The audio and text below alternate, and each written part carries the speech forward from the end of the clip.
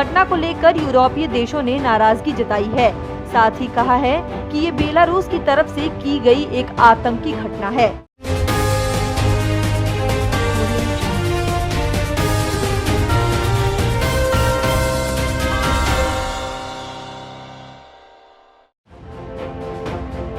Belarus के राष्ट्रपति का एक ऐसा फैसला सामने आया है जिसे सुनकर आप भी ये सोचने पर मजबूर हो जाएंगे कि क्या पहले कभी किसी देश के राष्ट्रपति ने ऐसा फैसला सुनाया था। क्या है ये पूरी खबर, आइए आगे आपको बताते हैं। दरअसल बेलारूस ने रविवार को एक पत्रकार को गिरफ्तार करने के लिए आसमान में लड़ाकू विमान भेज दिए। खबर है कि फ्लाइट को जबरन राजधानी मिन्स्क एयरपोर्ट पर लैंड करवाया गया।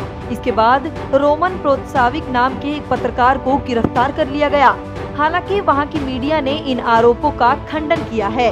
उन्होंने कहा है कि फ्लाइट में बम की खबर थी, इसलिए फाइटर जेट आसमान में भेजकर फ्लाइट को हाईजैक करवाना पड़ा। इस घटना को लेकर यूरोपीय देशों ने नाराजगी जताई है। साथ ही कहा है कि ये बेलारूस की तरफ से की गई एक आतंकी घटना है। रिपोर्ट्स के मुताबिक रायन एयर की फ्लाइट को ग्रीस से लिथुआनिया जाना था, लेकिन जबरन इस फ्लाइट को बेलारूस की राजधानी मिन्स्क की तरफ से डाइवर्ट कर दिया गया।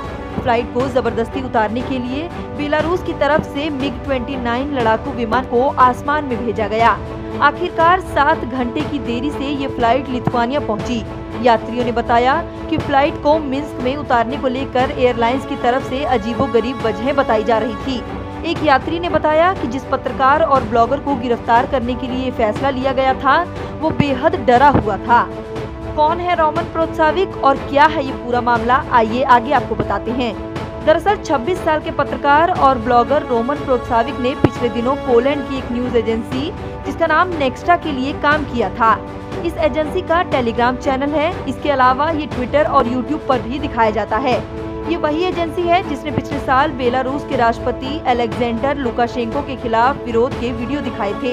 इसके अलावा इस चैनल ने चुनाव के दौरान सरकार विरोधी खबरें भी दिखाई थी। प्रोत्साविक के खिलाफ बेलारूस में आपराधिक मामले दर्ज कर लिए गए। उन पर दंगे भड़काने के आरोप भी लगाए गए। साल 2019 में उन्होंने बेलारूस को छोड़ दिया था और यहाँ उन्हें आतंकी घोषित कर दिया गया था। इसके अलावा उन्हें मौत की सजा भी सुनाई गई थी। यूरोप की नाराजगी, एयरलाइंस कंपनी की तरफ से फ्लाइट में देरी और मिन्स्क एयरपोर्ट पर उतरने को लेकर सुरक्षा का हवाला दिया गया।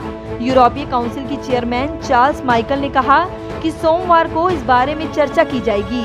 यूरोप के कई नेताओं ने इसे हाईजैक की घटना बताया। जैसे ही ये खबर सामने आई तो इस मामले को लेकर अलग अलग लोगों की अलग अलग प्रतिक्रियाएं आने लगी। बेलारूस में अमेरिकी राजदूत जूली फिशर ने ट्वीट किया कि नेक्स्टा के एक जर्नलिस्ट को गिरफ्तार करने के लिए पहले बम की धमकी देना और फिर MiG-29 फाइटर जेट को भेजना ये एक निंदनीय घटना है। लात्विया के विदेश मंत्री ने कहा कि फ्लाइट को इस तरीके से हाईजैक करना ये दिखाता है कि बेलारूसी हवाई क्षेत्र सुरक्षित नहीं है। वहीं बेलारूस की एक नेता ने कहा कि अब से बेलारूस के ऊपर से उड़ान भरने वाले किसी भी देश के किसी भी व्यक्ति को बुनियादी सुरक्षा की भी गारंटी नहीं रही है। लुकाशेंको व्यक्तिगत रूप से एक इंटरनेशनल स्कैंडल का कारण बने हैं, क्योंकि उन्होंने बेलारूस और यूरोपीय देशों के नागरिकों के खिलाफ सैन्य विमानों का इस्तेमाल किया है।